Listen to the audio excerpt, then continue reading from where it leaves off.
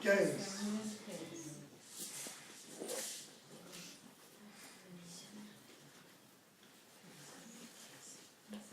Bien-aimés dans le Seigneur, si nous voulons vivre la main de Dieu dans notre vie, nous devons respecter sa volonté. La volonté de Dieu, c'est d'obéir à sa parole. Amen. Vous y êtes? Nous sommes dans le livre de 1 Samuel 15.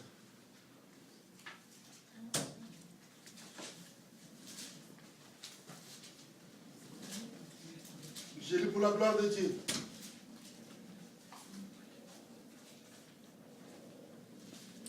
La Bible déclare, 1 Samuel 15.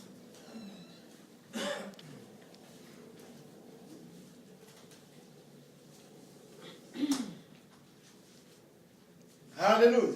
Amen. Le Seigneur t'aime comme tu es.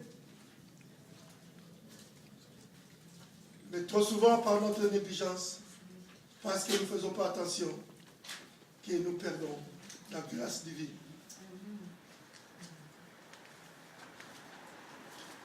Le Seigneur nous demande seulement d'obéir à sa parole. Nous sommes dans le livre de 1 Samuel 15, je lis pour la gloire de Dieu.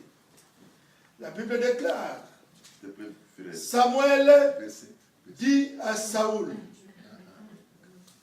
à partir du premier verset, 1 Samuel 15, à partir du premier verset.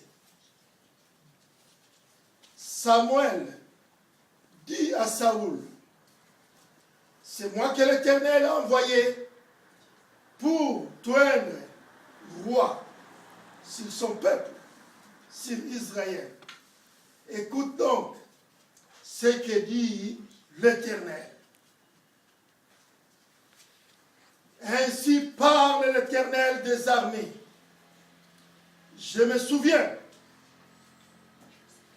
de ce qu'Amalek fit à Israël lorsqu'il lui ferma le chemin à sa sortie d'Égypte. Ça, c'est l'Éternel qui parle. L'Éternel s'en souvient quand Israël est sorti de l'Égypte. Le peuple d'Amalek, ils ont bloqué le chemin afin que Israël ne passe pas par là. Verset 3. La Bible dit, c'est l'Éternel qui parle. Va maintenant, frappe Amalek et dévouez par interdit tout ce qui lui appartient. Tu ne l'épargneras point et tu feras mourir l'homme et femme, enfant et nourrisson, bœuf et brebis, chameau et âne. Saoul convoqua le peuple et enfuit la rivière à Télaïm. Il y avait 200 000 hommes à pied et 10 000 hommes de Juda. Saoul marcha jusqu'à la ville d'Amalek et mit en embuscade dans la vallée. Il dit aux Kéniens, allez, retirez-vous, sortez du milieu d'Amalek, afin que je ne vous fasse pas périr avec lui. Car vous avez eu de la bonté pour tous les enfants d'Israël lorsqu'ils montaient d'Égypte. Et les Kéniens se retirèrent du milieu d'Amalek. Saoul battit Amalek depuis Avila jusqu'à Chour, qui est en face de l'Égypte.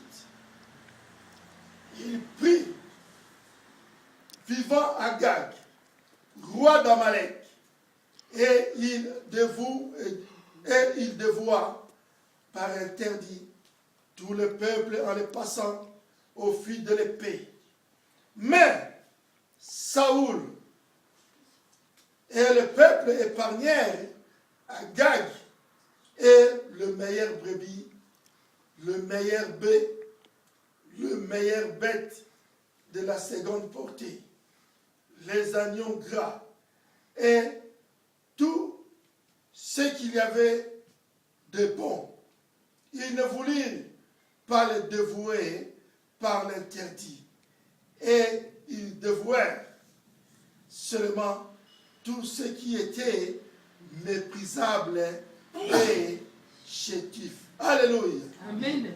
Bien-aimés dans le Seigneur, là nous venons de voir que l'Éternel va recommander à Saoul. Il dit à Saoul, Amalek, quand Israël est sorti de l'Égypte, Amalek, ils m'ont trahi. Ils n'ont pas voulu que le peuple israélite ne passe par leur ville. Voilà pourquoi l'Éternel va dire à Saoul, maintenant je t'envoie, tu vas passer par là, tu vas décimer tous ces pays. Donc les Amalek, Dieu les a rayés dans la carte du monde. Ils devaient tous périr. Bien-aimés dans le Seigneur, Dieu a recommandé à Saoul, tu vas les affronter, tu vas les tuer. Donc je les dévoue par l'interdit. Ce qui veut dire, dans ces pays, Dieu a interdit qu'une personne sortira entière. Que ce soit les animaux, que ce soit les nourrissons, que ce soit hommes ou femmes, personne dans ce pays devrait vivre. Parce qu'ils avaient barré la route à Dieu. Bien-aimés dans le Seigneur, des fois nous allons trouver que c'est injuste parce que Dieu avait dit de tuer même les nourrissons. Non. La mort d'une personne chez l'Éternel n'a pas de valeur par rapport à nous. Nous, quand nous perdons quelqu'un, nous regrettons parce que la personne qui vivait à côté de nous vient de mourir. On ne la verrait plus.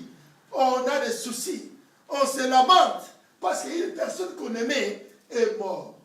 Mais par contre, Dieu, c'est une personne qui est morte, ça veut dire que Dieu, il prend seulement la personne, son être physique, il le fait retourner dans la terre et il récupère son âme et son âme retourne maintenant au bercail vers le Seigneur. Voilà pourquoi Dieu ne fait pas la distinction entre le mort et le vivant. Dieu, s'il veut tuer tout un pays afin que toi, tu as la vie, il le fera. Parce que chez lui, il fait que prendre des âmes qui étaient sur la terre et les faire retourner vers lui.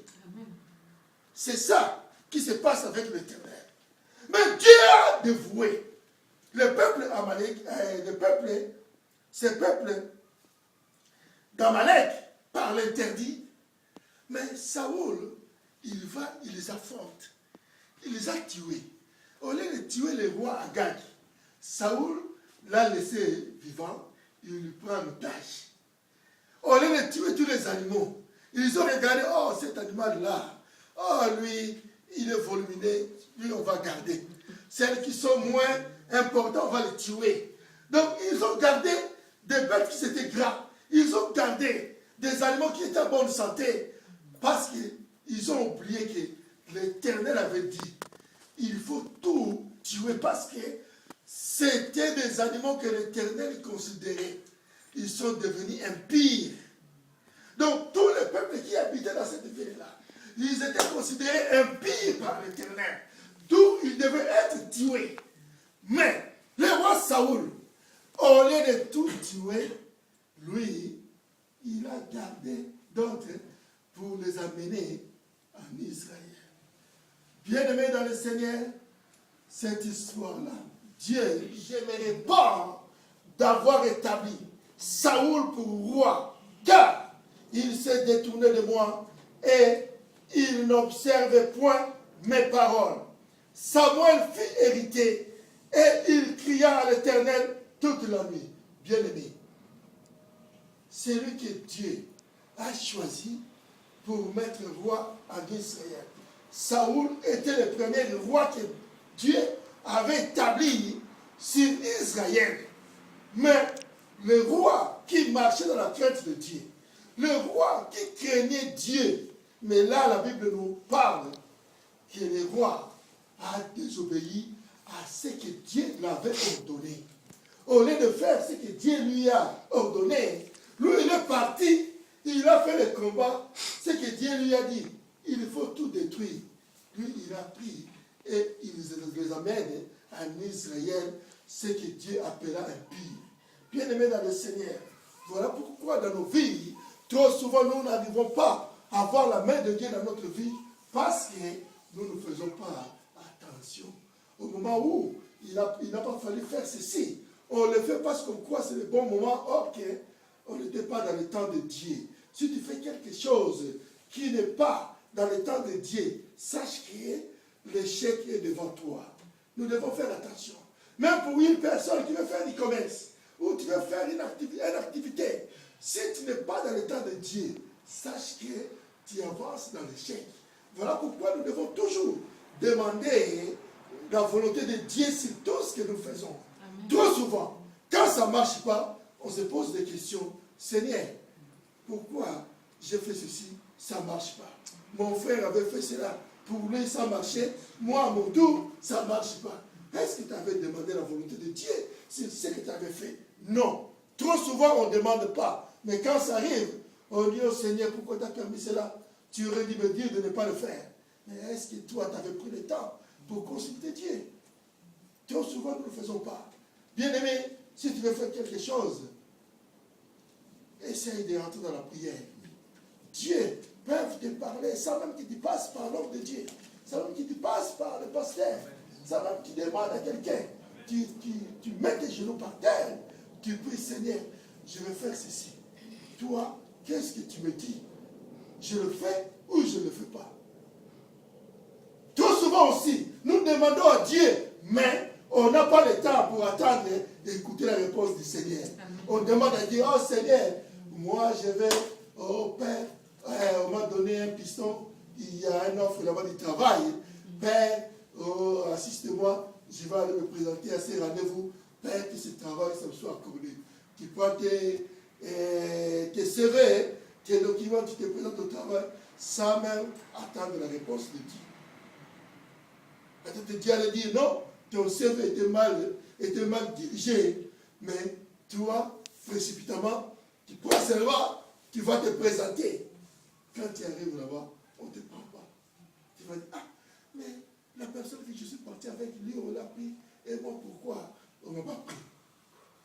Ah, moi, je vois le Dieu que je sers là-bas, là-bas, le Dieu là ne fonctionne pas. Oh, mais ce n'est pas le cas. Parce que toi, tu n'étais pas dans le bon moment. Toi, tu n'as pas fait attention. Or, que le Dieu là, ce n'était pas un temps pour toi d'avoir ce travail. Ou ce travail n'était pas destiné pour toi. Bien-aimé dans le Seigneur, le prophète Samuel, il fut irrité. Toute la nuit, il a crié à l'Éternel pour lui dire, c'est quoi ça? Qu'est-ce qu'il a fait? La Bible va nous dire, il se leva de bon matin pour aller au-devant de Saoul. Et on va lui dire, Saoul est allé à Carmel, et voici, il s'est érigé un monument. Puis, il s'en est détourné, et passant plus loin, il est descendu à Gilgal. Samuel s'est rendu auprès de Saoul, et Saoul lui dit, sois béni de l'Éternel. J'ai observé la parole de l'Éternel. Bien-aimé, à combien plus forte raison, toi qui ne marches pas dans la volonté de Dieu, mais tu vas mentir à l'homme de Dieu, moi je n'ai pas fait ceci parce que j'ai obéi à la parole de l'Éternel. Nous allons regarder qu'est-ce qui a fait tort à Saoul. Si Saoul avait reconnu que, Père, je me suis trompé, j'ai oublié ce que l'Éternel m'avait dit, que l'Éternel me pardonne, Dieu allait lui pardonner. Mais Saoul, il va dire, il va mentir à l'Éternel, à l'homme de Dieu, pour lui dire que j'ai fait ce que l'Éternel m'a ordonné. Bien-aimé. Au verset 13, la Bible nous dit, Samuel s'est rendu auprès de Saoul. Et Saoul lui dit, sois béni de l'Éternel. J'ai observé la parole de l'Éternel. Samuel dit, qu'est-ce que donc ce bêlement de brebis qui parvient à mes oreilles? Le prophète attend le bruit des animaux. Il dit, c'est quoi ce bêlement de brebis? Et ces mugissements de bœufs que j'attends. Saoul répond, ils les ont amenés de chez les Amalécites parce que le peuple a épargné les meilleures brebis et les meilleurs bœufs afin de les sacrifier à l'Éternel, ton Dieu. Et le reste, nous l'avons dévoué par l'Éternel. Est-ce que Dieu avait besoin de cette offrande? Non. Mais il a fait à sa tête. Il dit que ces bêtes que nous avons prises, nous les avons amenées pour aller offrir ça à l'Éternel dans la montagne sacrée. Bien-aimé dans le Seigneur, si Dieu ne te demande pas, ne le fais jamais. Amen. Ne le fais jamais.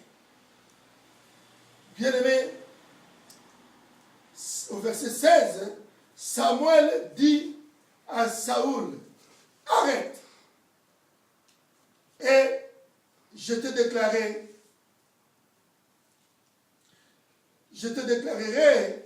ce que l'Éternel m'a dit cette nuit. Et Saoul lui dit, parle.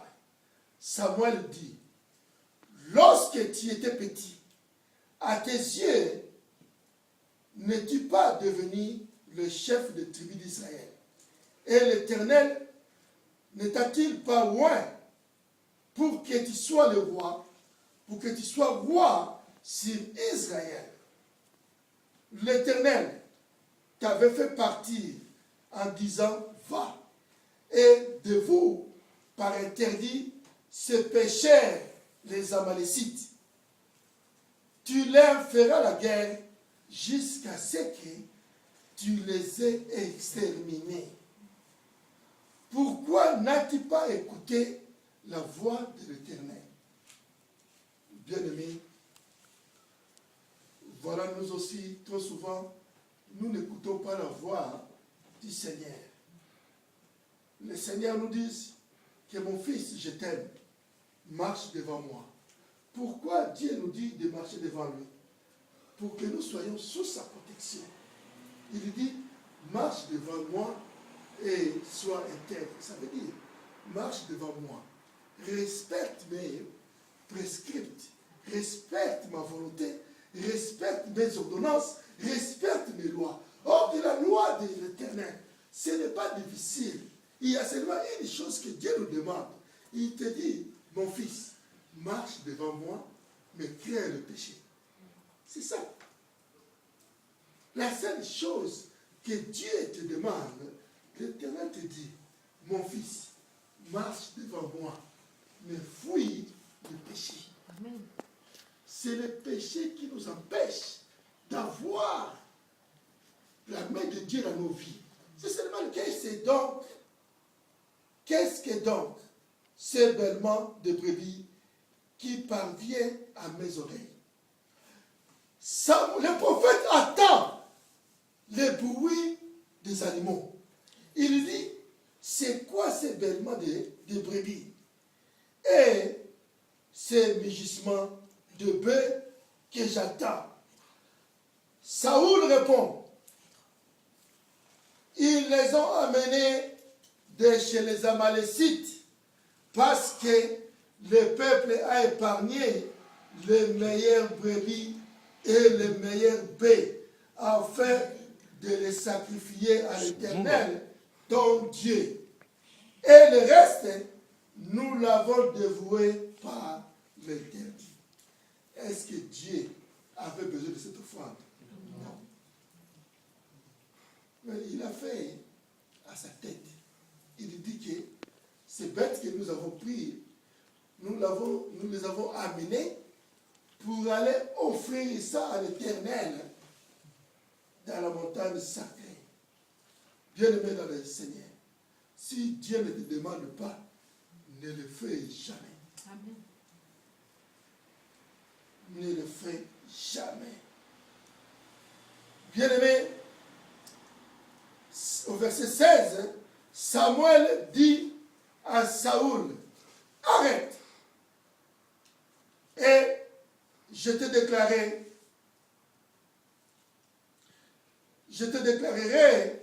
ce que l'Éternel m'a dit cette nuit. Et Saoul lui dit, parle. Samuel dit, lorsque tu étais petit, à tes yeux, n'es-tu pas devenu le chef de tribu d'Israël? Et l'Éternel ne t'a-t-il pas oint pour que tu sois le roi, pour que tu sois roi sur Israël? L'Éternel t'avait fait partir en disant, va, et de vous, par interdit, se péchèrent les Amalécites. Tu leur feras la guerre jusqu'à ce que tu les aies exterminés. Pourquoi n'as-tu pas écouté la voix de l'Éternel? Bien-aimés, voilà, nous aussi, trop souvent, nous n'écoutons pas la voix du Seigneur. Le Seigneur nous dit que mon fils, je t'aime, marche devant moi. Pourquoi Dieu nous dit de marcher devant lui? Pour que nous soyons sous sa protection. Il dit, marche devant moi et sois intègre. Ça veut dire, marche devant moi. Respecte mes prescripts. Respecte ma volonté. Respecte mes ordonnances. Respecte mes lois. Or, que la loi de l'Éternel, ce n'est pas difficile. Il y a seulement une chose que Dieu nous demande. Il te dit, mon fils, marche devant moi, mais crains le péché. C'est ça. La seule chose que Dieu te demande, l'Éternel te dit, mon fils, marche devant moi, mais fuis le péché. Amen. C'est le péché qui nous empêche d'avoir la main de Dieu dans nos vies. C'est seulement le péché. Bien-aimé, tu ne peux pas dire que moi, je ne vole pas, je ne tue pas. Oh, mais pour ma bouche, oh, si tu me parles mal, je vais te répondre. Bien-aimé, si tu réponds aussi mal, tu pêches dans ta bouche. Oh, si tu pêches dans ta bouche, donc c'est le péché qui gère en toi. Oh, quand le péché est en toi, tu ne verras la main de Dieu comment. Bien-aimé, hier, j'ai suivi un témoignage d'un frère. Le frère là, c'est un pasteur. Le frère là, il va dire, aujourd'hui nous allons, il prêchait dans une église. C'était en Europe, je ne sais pas dans quel pays. Il disait, aujourd'hui, nous allons prier. Dieu va se souvenir de quelque chose que tu as fait, que tu lui as fait. Si de ce côté-là tu as péché, tu lui demandes de ce côté-là ce que tu lui as donné. Bien aimé, Dieu ne marche pas comme ça.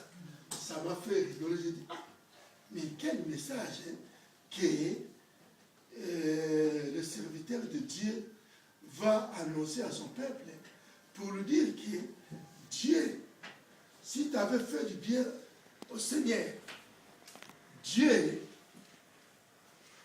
là où tu as péché, rappelle Dieu, Seigneur, ici j'ai péché, mais là-bas je t'ai donné l'offrande. Seigneur, bénis-moi par là. Bien-aimé, ça m'a fait étonner. Et c'était triste. Le Seigneur aime le péché, mais il n'aime pas le péché. Parce que le péché, c'est la sémence du diable. C'est la sémence de Satan. Dieu est ton adversaire. Il veut que nous aussi, nous soyons comme semblables à lui. Bien-aimé, ce n'est pas difficile. Parce qu'à la croix, il nous a pardonné. À la croix, son sang nous a purifiés. Son sang nous a rendus. C'est comme lui, il est. Voilà pourquoi, si tu n'as pas bien marché, si tu as péché, il reconnaît que tu as péché devant l'Éternel. Tu te répands. Seigneur, pardonne-moi, ce que j'ai fait, je ne le ferai plus. Aide-moi, afin de ne plus tomber dans ces péchés. Laisse que ton sang me purifie maintenant, que je devienne comme toi. À ce moment-là, si le sang du Seigneur coule sur toi, tu deviens saint. Bien-aimé, c'est le sang du Christ qui nous purifie. Amen. Voilà pourquoi nous devenons saints. Parce que c'est le sang que le Seigneur avait versé sur la terre nous arrive à nous débarrasser de toute souillure. Bien-aimé, voilà pourquoi nous devons dans nos vies proclamer à tout moment que le sang de Jésus-Christ, le sang de l'agneau, le sang pire nous purifie afin que nous devenions comme lui. Parce que c'est sa volonté. Bien-aimé, la Bible va nous dire,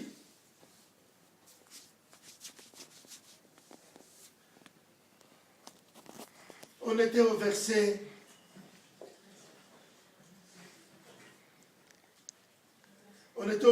17. Au verset 18, la Bible nous dit, l'Éternel t'avait fait partir en disant, va, et de vous par interdit ces pécheurs, les Amalécites. Tu leur feras la guerre jusqu'à ce que tu les aies exterminés. Pourquoi n'as-tu pas écouté la voix de l'Éternel? Pourquoi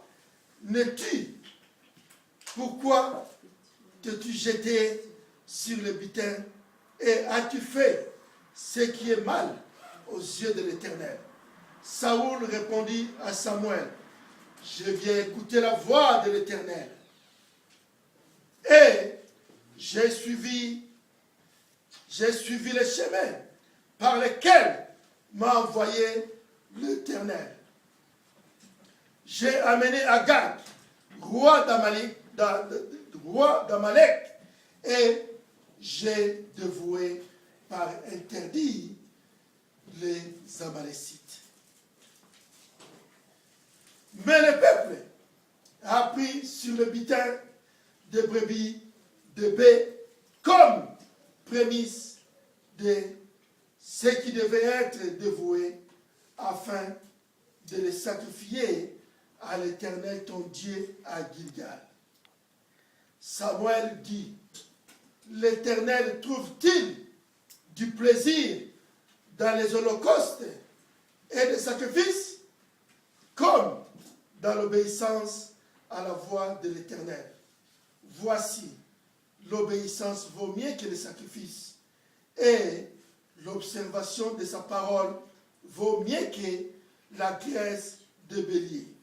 Oh, bien-aimés dans le Seigneur, vous savez, dans le temps, à cette époque, quand les gens péchaient, ils prenaient la bête, et ils offraient un sacrifice à l'Éternel, et la graisse de bélier. Bien-aimés, mais là, l'Éternel avait demandé à Saoul d'exécuter seulement sa volonté à lui. Sa volonté, c'était que les Amalek allaient tous mourir. Mais Saoul, comme il n'a pas péché, tu lui demandes de ce côté-là ce que tu lui as donné. Bien-aimé, Dieu ne marche pas comme ça. Ça m'a fait rigoler. J'ai dit, ah, mais quel message hein, que le serviteur de Dieu va annoncer à son peuple pour lui dire que Dieu, si tu avais fait du bien au Seigneur, Dieu, là où tu as péché, rappelle Dieu, Seigneur, ici j'ai péché, mais là-bas je t'ai donné l'offrande. Hein. Seigneur, bénis-moi par là. Bien-aimé, ça m'a fait étonner. Et c'était triste. Le Seigneur aime le péché, mais il n'aime pas le péché. Parce que le péché, c'est la sémence du diable. C'est la sémence de Satan. Dieu est ton adversaire. Il veut que nous aussi, nous soyons comme semblables à lui. Bien-aimé, ce n'est pas difficile. Parce qu'à la croix, il nous a pardonné. À la croix, son sang nous a purifiés. Son sang nous a rendus. C'est comme lui, il est. Voilà pourquoi, si tu n'as pas bien marché, si tu as péché, il reconnaît que tu as péché devant l'Éternel. Tu te répands. Seigneur, pardonne-moi, ce que j'ai fait, je ne le ferai plus. Aide-moi, afin de ne plus tomber dans ces péchés. Laisse que ton sang me purifie maintenant, que je devienne comme toi. À ce moment-là, si le sang du Seigneur coule sur toi, tu deviens saint. Bien-aimé, c'est le sang du Christ qui nous purifie. Amen. Voilà pourquoi nous devenons saints. Parce que c'est le sang que le Seigneur avait versé sur la terre nous arrive à nous débarrasser de toute souillure. Bien-aimé, voilà pourquoi nous devons dans nos vies proclamer à tout moment que le sang de Jésus-Christ, le sang de l'agneau, le sang pire nous purifie afin que nous devenions comme lui. Parce que c'est sa volonté. Bien-aimé, la Bible va nous dire,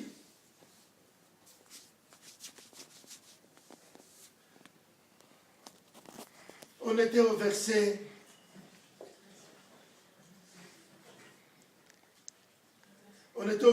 17. Au verset 18, la Bible nous dit,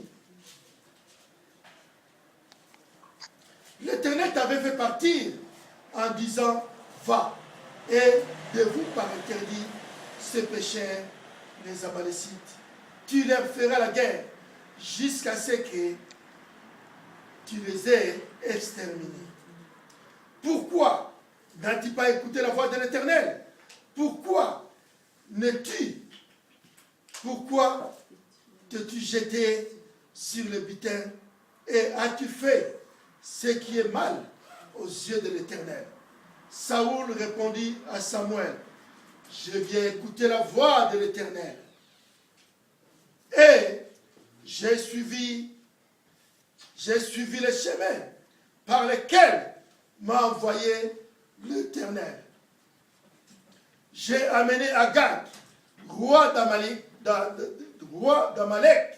et j'ai dévoué par interdit les Amalécites.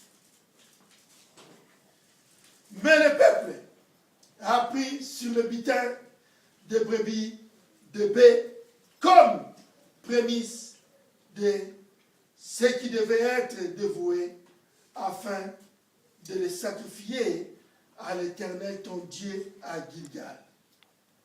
Samuel dit, l'Éternel trouve-t-il du plaisir dans les holocaustes et les sacrifices, comme dans l'obéissance à la voix de l'Éternel? Voici, l'obéissance vaut mieux que les sacrifices, et l'observation de sa parole vaut mieux que la graisse de bélier. Oh, bien-aimés dans le Seigneur, vous savez, dans le temps, à cette époque, quand les gens péchaient, ils prenaient la bête, et ils offraient un sacrifice à l'Éternel, et la graisse de bélier. Bien-aimés, mais là, l'Éternel avait demandé à Saoul d'exécuter seulement la volonté, sa volonté à lui. Sa volonté, c'était que les Amaleks allaient tous mourir. Mais Saoul, comme il n'a pas obéi, oh bien-aimé dans le Seigneur, là il va dire que le peuple avait pris tous ses bitères afin de t'offrir l'holocauste à Gilgal.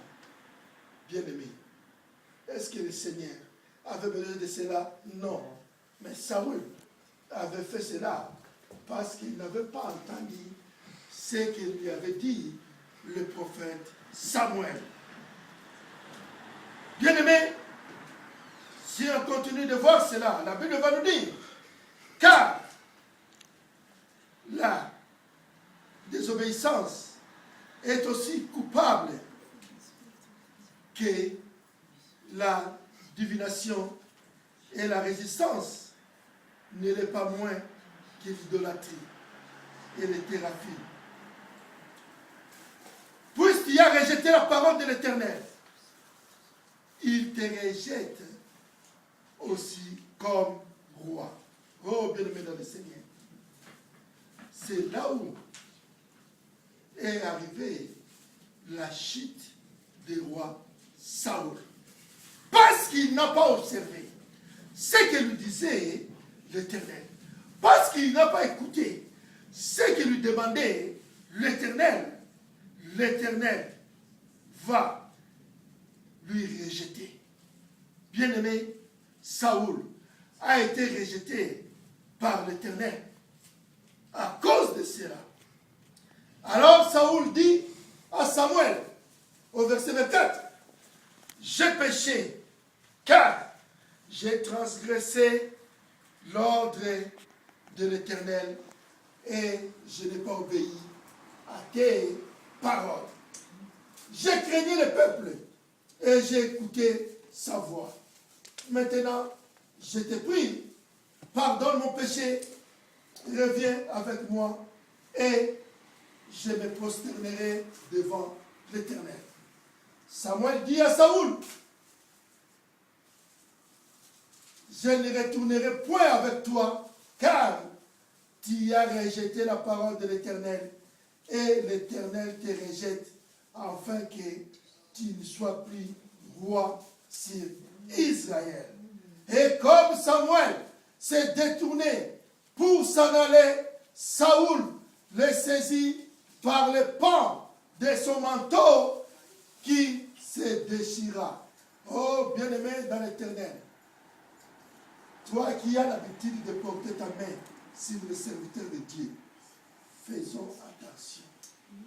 Bien-aimé, si tu pointes les doigts sur un serviteur de Dieu, qui est oué par Dieu, qui craint le nom de Dieu, qui marche dans la volonté de Dieu, c'est que les doigts que toi tu pointes à l'homme de Dieu, tu le pointes à l'Éternel. Bien-aimé, c'est dangereux.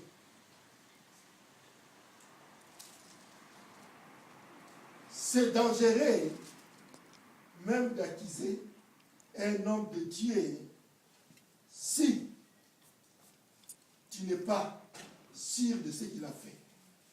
Parce que quelqu'un t'a dit, l'homme de Dieu là, c'est un escroc. Toi aussi tu le prends sans vérifier. Tu commences à parler. Regarde, l'homme de Dieu là, c'est un esquiveur, c'est un escroc. Tu appelles la malédiction dans ta vie. Bien-aimé, faisons attention. Si cet homme de Dieu est vraiment ce que le monde lui dit, c'est normal, parce que c'est la vérité. Mais si ce n'est pas la vérité, c'est que tu acquises Dieu à sa place. Nous devons faire attention.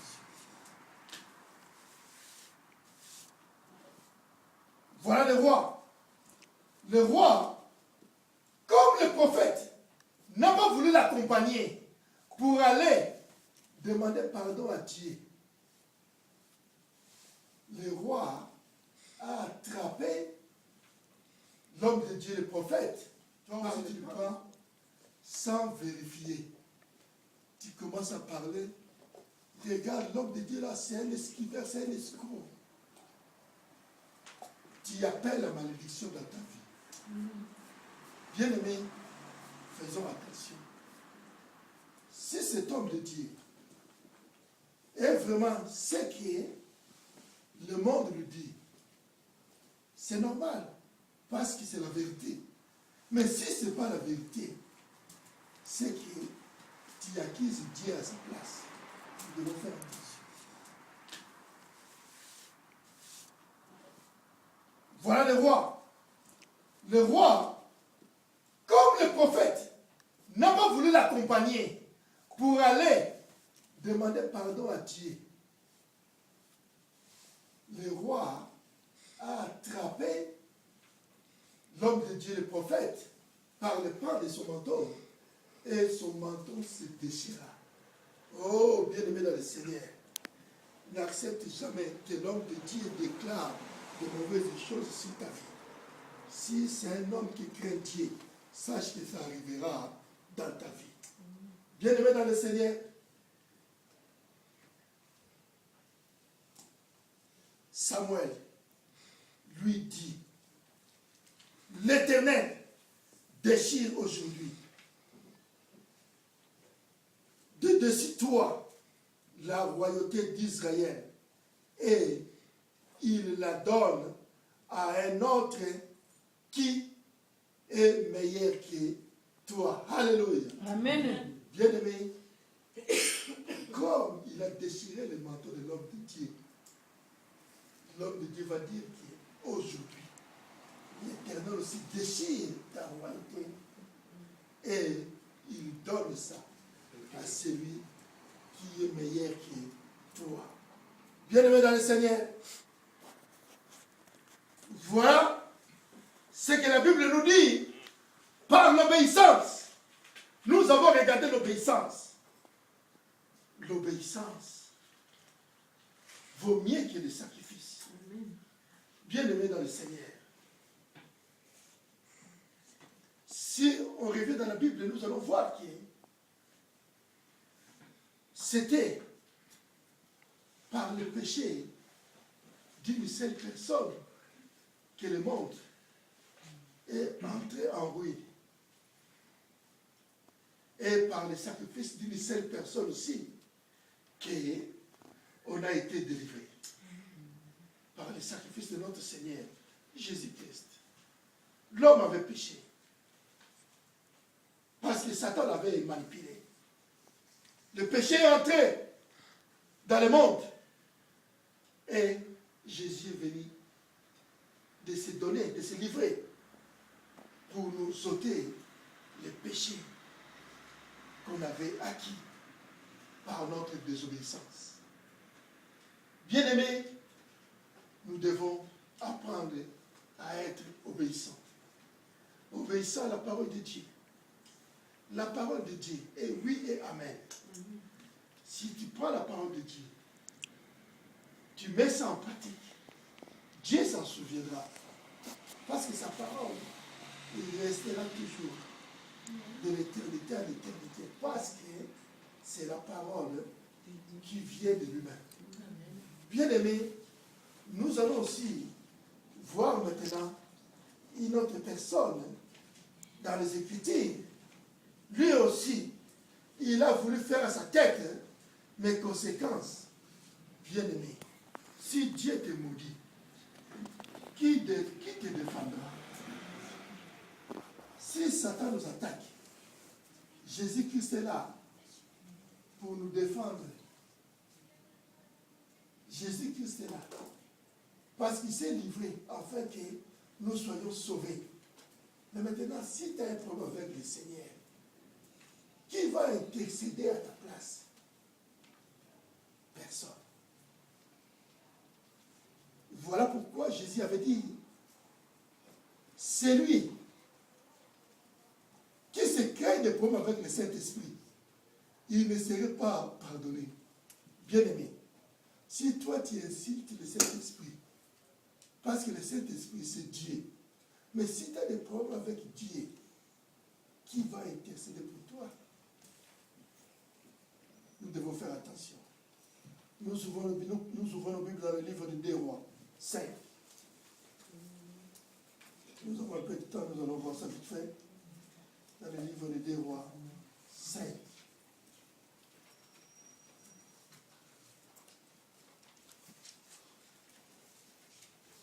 Nous allons regarder à partir du 15e verset.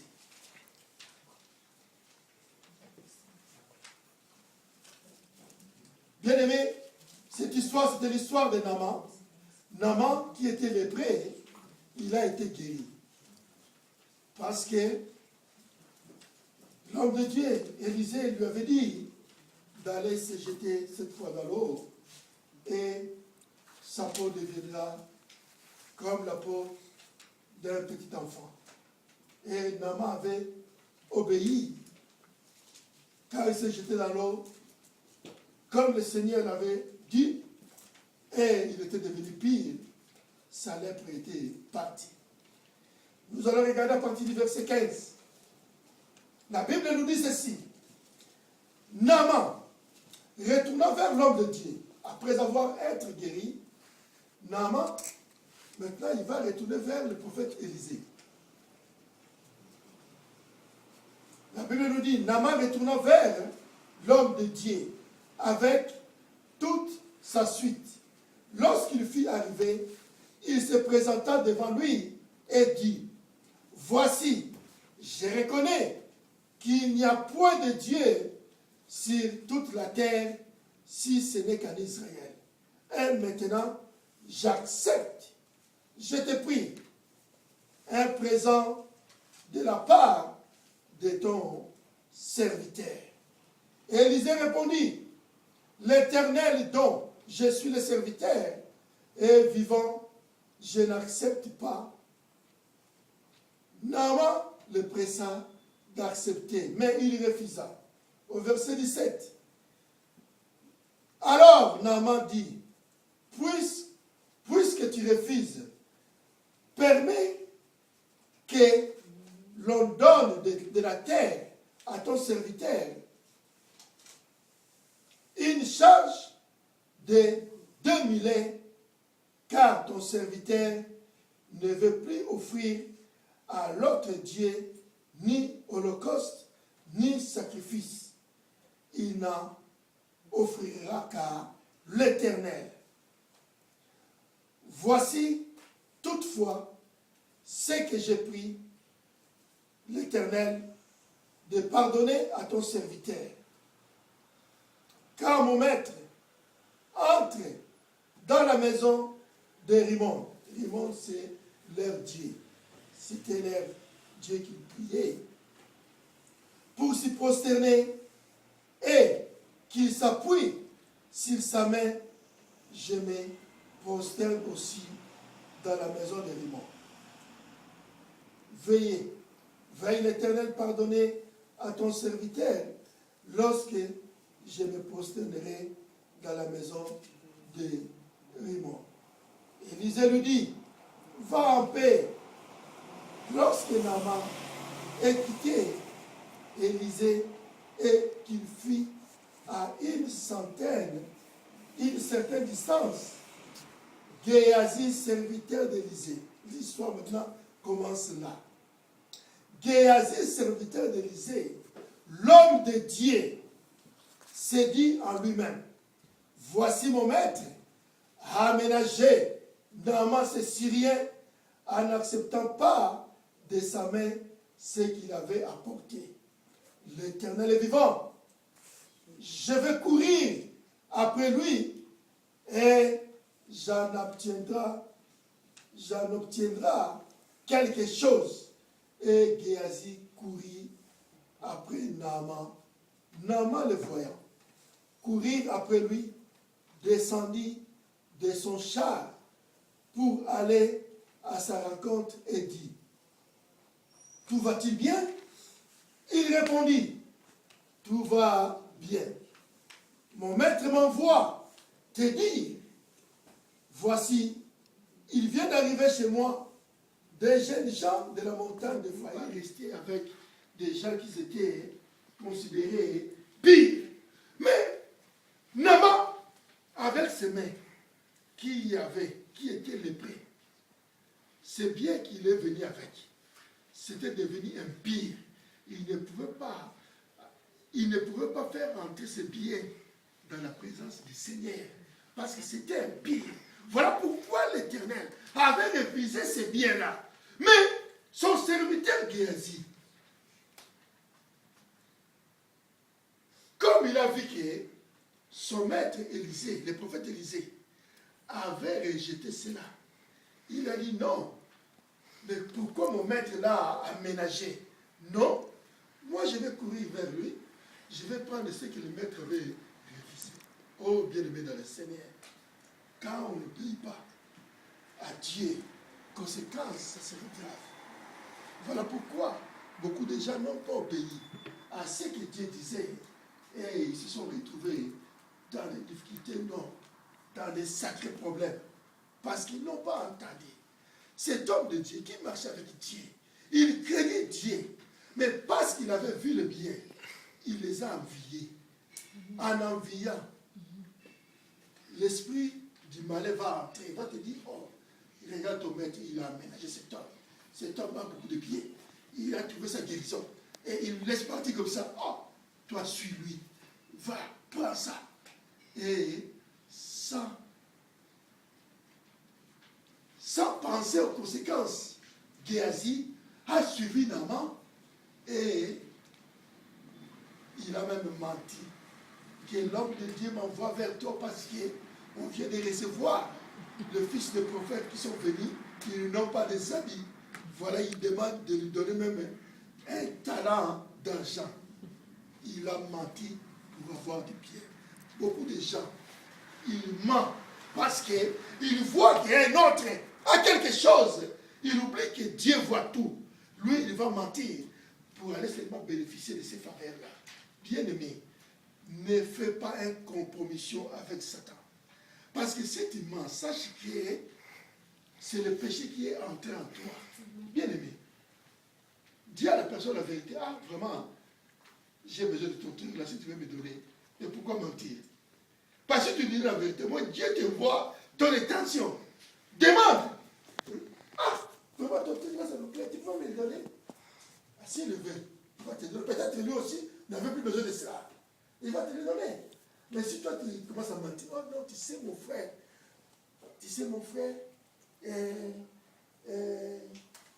moi, le serviteur de Dieu, Dieu m'a parlé cette nuit que toi, tu allais me donner 100 € ce mois-ci. Dieu t'a parlé que je devais te donner 100 €. Oh, bien-aimé, cette histoire, ça va arriver une fois. Il y a une sœur que j'ai prié avec quand j'étais encore en Suisse. Et une sœur qui me dirait un jour, il me dit, oh, Papa Moïse, le Seigneur m'a parlé que tu vas me donner. Ah, il m'avait demandé combien? Il m'avait dit, le Seigneur m'a dit que tu vas me bénir. D'ailleurs, toi, c'est pas l'argent qui te manque. Moi, j'étais là. En plus, c'était une période où j'avais pas. Moi-même, j'étais dans une période. C'était une période un peu difficile pour moi. Parce que j'attendais les entrées, et j'étais presque arrivé à sec. Mais il dit, ah, moi, tu sais, le Seigneur m'a dit que tu vas me donner quelque chose. Je dis, bon. Oh, d'ailleurs, à la maison, regarde avec tous tes enfants là, nous avons rien à manger. J'ai dit, bon, c'est pas grave, bon, après la prière, je vous amène tous au McDonald's. Après la prière, je les ai tous amenés au McDonald's. On était, je crois, 7 ou 8. Je les ai tous amenés au McDonald's. On arrive au McDonald's, ils ont mangé. Moi, j'ai dit, bon, qu'est-ce que tu veux encore? Oh, le Seigneur m'a dit, tu vas me donner quelque chose. Bon, d'accord. Bon, fais comme il t'a dit, je donne quelque chose à ta fille. Bon, mais là, je n'ai rien. J'étais resté avec, je crois, 200 francs suisses par là. Et je prie, je lui ai donné. J'ai dit, bon, prends ça, ça va vous. Tu sais, ça va te dépanner parce que là, j'ai rien. Donc, comme le Seigneur a dit, c'est que celle que j'avais, je te donne. Je lui ai donné. Ah, elle était contente. Ah, c'est parti. Je dis, bon, ça va. Je suis parti. Après, j'étais là. J'ai Je lui ai posé la question, je lui ai dit, bon, je sais que l'argent va rentrer, c'est pas grave. Mais, Seigneur, est-ce que c'est toi qui avais dit que tu lui as dit que je lui donne? Le Seigneur me disait, c'était passé 2 jours, 3 jours. Après, le Seigneur va me révéler que non, c'était pas moi qui lui avais dit. Il t'avait dit parce qu'il savait que tu avais l'argent.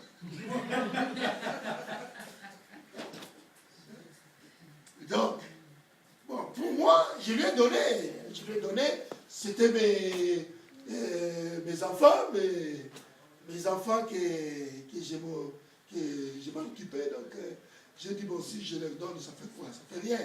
Donc, comme je les avais donnés, s'il m'avait dit que non, donnez-moi, j'allais dire non. Aujourd'hui, je ne te donne pas parce que je n'ai pas, je te donnerai la semaine prochaine. J'allais les donner. Mais comme il m'avait dit, c'était le Seigneur qui lui a dit.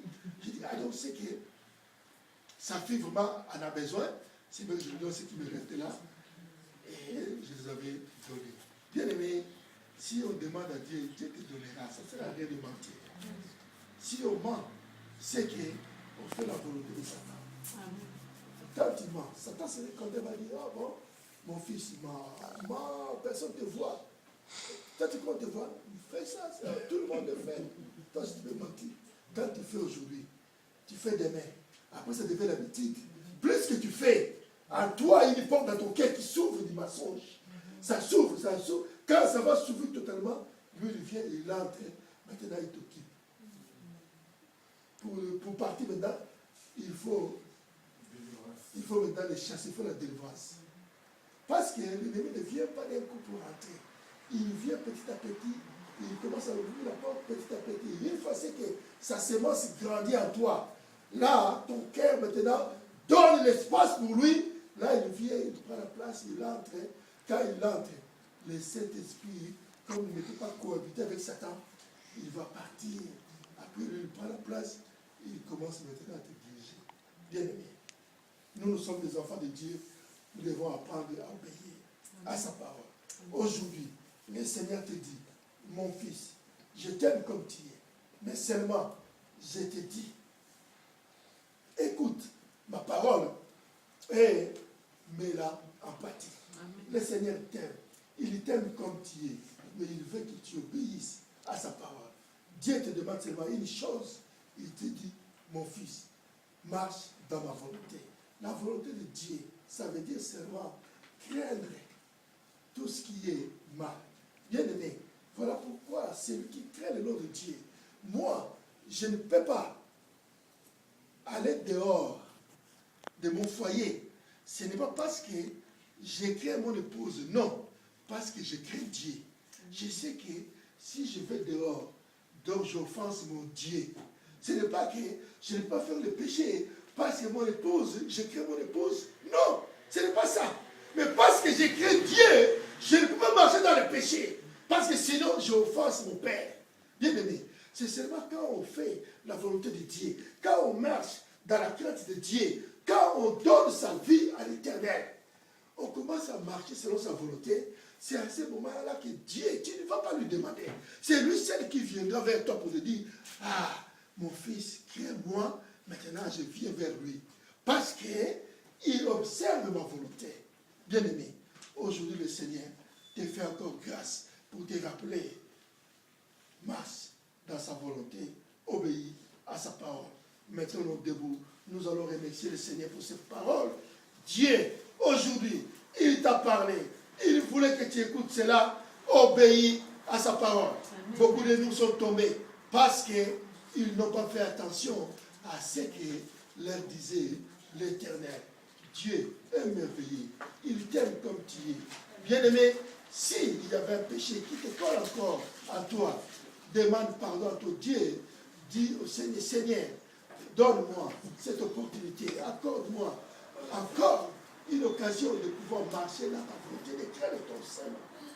Parce que si tu demandes à Dieu de t'aider, afin de craindre son Saint-Nom, il va t'aider. Parce que toi, tu veux marcher dans sa volonté. Or, celui qui marche dans